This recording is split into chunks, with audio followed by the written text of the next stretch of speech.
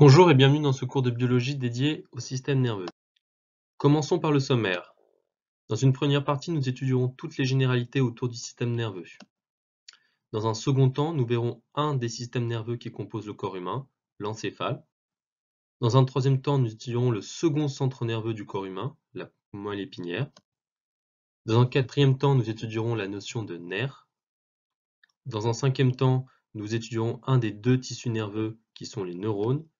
Et dans un sixième temps, nous verrons les cellules gliales. Commençons donc par les généralités autour du système nerveux. Qu'est-ce que le système nerveux? C'est un système responsable de la coordination des actions avec l'environnement extérieur et de la communication rapide entre les différentes parties du corps. Ainsi, dès qu'un message doit être transmis d'une partie du corps humain à une autre partie, c'est le système nerveux qui le prend en charge. On distingue d'un côté le système nerveux central, qui est composé de l'encéphale et de la moelle épinière, et d'un autre côté, le système nerveux périphérique composé de nerfs crâniens et de nerfs rachidiens.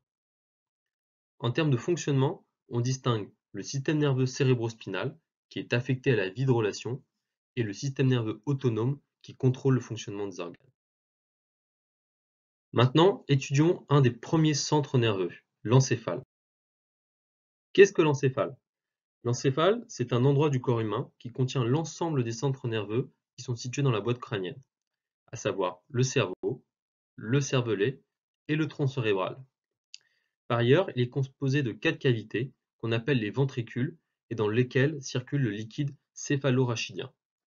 Prenez le temps d'étudier le schéma sur votre droite. Parlons un peu du cerveau. Le cerveau, c'est le centre de traitement des informations sensorielles et c'est le centre qui commande toute la motricité volontaire du corps. C'est dans le cerveau que siègent les fonctions cognitives de l'être humain. Notons que le cerveau est composé de 2 hémisphères, un hémisphère droit et un hémisphère gauche, réunis par le corps calleux. L'hémisphère gauche va contrôler la partie droite du corps, tandis que l'hémisphère droit va donc contrôler la partie gauche du corps. Chaque hémisphère est composé d'un lobe frontal, recouvert par l'os temporal, comme vous pouvez le voir sur le schéma, d'un lobe pariétal, recouvert par l'os pariétal, d'un lobe temporal, recouvert par l'os temporal, et enfin d'un lobe occipital, recouvert par l'os occipital. Parlons désormais du cervelet. Vous constatez sur le schéma de droite que le cervelet, c'est la petite partie violette située en bas à droite. Il est situé sous le cerveau et en arrière du tronc cérébral. Le rôle du cervelet, en fait, c'est de coordonner tous les mouvements du corps, d'équilibrer le corps humain et de réguler le tonus musculaire. Dernière partie de l'encéphale, le tronc cérébral. Le tronc cérébral est situé sous le cerveau, comme vous le voyez sur le schéma à droite. Il est composé à la fois du mésencéphale, du pont de Varol et du bulbe rachidien. Le rôle du tronc cérébral est de contrôler les fonctions vitales suivantes: la fréquence et l'amplitude de la respiration, le rythme cardiaque, la force des contractions et certains réflexes tels que l'éternuement, la toux ou le vomissement. Attaquons désormais la troisième partie de notre cours, dédiée au second centre nerveux du corps humain, à savoir la moelle épinière. Qu'est-ce que la moelle épinière?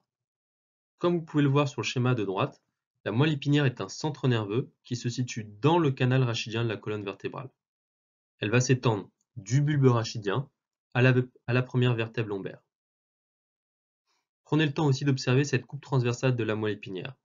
La partie grisée, c'est celle qui transmet l'influx nerveux. C'est ce qu'on appelle le canal de l'épendyle qui se situe au centre de la moelle épinière. Les deux centres nerveux du corps humain, l'encéphale et la moelle épinière, sont protégés par 3 membranes, les méninges. Elles portent les noms de d'urmère, d'arachnoïde et de pimère. Prenez le temps, encore une fois, d'observer le schéma ci-dessus et d'apprendre comment fonctionnent et comment sont constitués des méninges. Passons désormais à la quatrième partie du cours, dédiée cette fois-ci aux nerfs. Qu'est-ce qu'un nerf? Un nerf, c'est un organe du système nerveux périphérique qui est composé de neurones et qui projette ses axones à travers le tissu. Le rôle d'un nerf, c'est de permettre la communication entre le système nerveux central, l'encéphale et la moelle épinière, et le reste du corps. On distingue 3 types de nerfs. Les premiers, ce sont les sensitifs ou afférents. Ils vont transmettre au centre nerveux les informations sensorielles collectées à partir des récepteurs. Deuxième type de nerfs, ce sont les nerfs dits moteurs ou efférents. Ils vont conduire cette fois-ci la réponse du centre nerveux jusqu'aux organes. Et enfin, troisième type, ce sont les nerfs mixtes qui sont donc à la fois sensitifs et moteurs. On peut aussi distinguer les nerfs en fonction de leur provenance. On aurait donc les nerfs crâniens d'un côté et les nerfs rachidiens que nous traiterons par la suite de l'autre. Les nerfs crâniens, ce sont tous les nerfs qui sont issus de l'encéphale. Donnons quelques exemples de nerfs crâniens sensitifs. Par exemple, le nerf olfactif qui est impliqué dans l'odorat, ou encore le nerf optique impliqué dans la vue, et pour finir, un autre exemple, le nerf auditif qui est impliqué à la fois dans l'audition et dans l'équilibration. Un exemple maintenant de nerf crânien moteur. On parle par exemple de nerf crânien moteur lorsqu'on désigne le nerf oculaire externe qui conduit les influx nerveux de l'encéphale vers les muscles des yeux. Et enfin, un exemple de nerf crânien mixte, par exemple le nerf facial dont les fibres sensitives transmettent au cerveau les influx nerveux issus des papilles gustatives. D'un autre côté, nous avons aussi les nerfs rachidiens. Ce sont tous les nerfs qui là partent de la moelle épinière vers les organes du tronc et des membres. On en dénombre 31. Chacun de ces nerfs possède deux connexions à la moelle épinière. La première à la racine dorsale et la seconde à la racine ventrale. Les deux racines fusionnent, formant ainsi un nerf mixte avant de quitter la colonne vertébrale via les trous de conjugaison. Dans cette cinquième partie, nous allons parler d'un des deux tissus nerveux, qui sont les neurones. Qu'est-ce qu'un neurone? Les neurones, ce sont toutes les cellules nerveuses. Ce sont les cellules qui transmettent l'influx nerveux entre les différents organes du corps.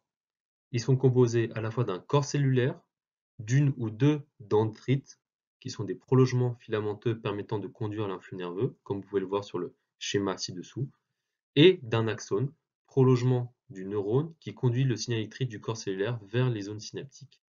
Les zones synaptiques, ce sont les zones entre deux neurones qui permettent de conduire l'influx nerveux. Définissons maintenant ce que c'est l'influx nerveux. C'est une perturbation électrique qui se propage le long d'une dendrite et d'un axone. Il part toujours du corps cellulaire ou des dendrites pour suivre ensuite l'axone jusqu'à l'arborisation. L'influx nerveux dont nous venons de parler, il doit se communiquer, il doit se transmettre de neurone en neurone. Et ceci se fait grâce aux synapses. Qu'est-ce qu'une synapse? Ce sont toutes les zones de communication entre les neurones et qui permettent à l'influx nerveux de circuler entre eux. Vous avez un schéma d'une transmission de l'influx nerveux via une synapse sur votre droite. Prenez le temps de l'étudier. Maintenant, parlons dans cette sixième partie du deuxième type de tissu nerveux dont est composé l'organisme, à savoir les cellules gliales. Qu'est-ce qu'une cellule gliale? Ce sont des cellules qui entourent et soutiennent les neurones. Elles le nourrissent, elles le protègent en contrôlant les échanges entre le sang et les neurones. On distingue trois types de cellules gliales. La première, ce sont les cellules de Schwann. Elles élaborent la myéline et sont disposées le long de l'axone des neurones myélinisés. Notons que la myéline est un isolant et permet une circulation plus rapide de l'influx nerveux le long de l'axone. Deuxième type de cellule gliale, la substance blanche.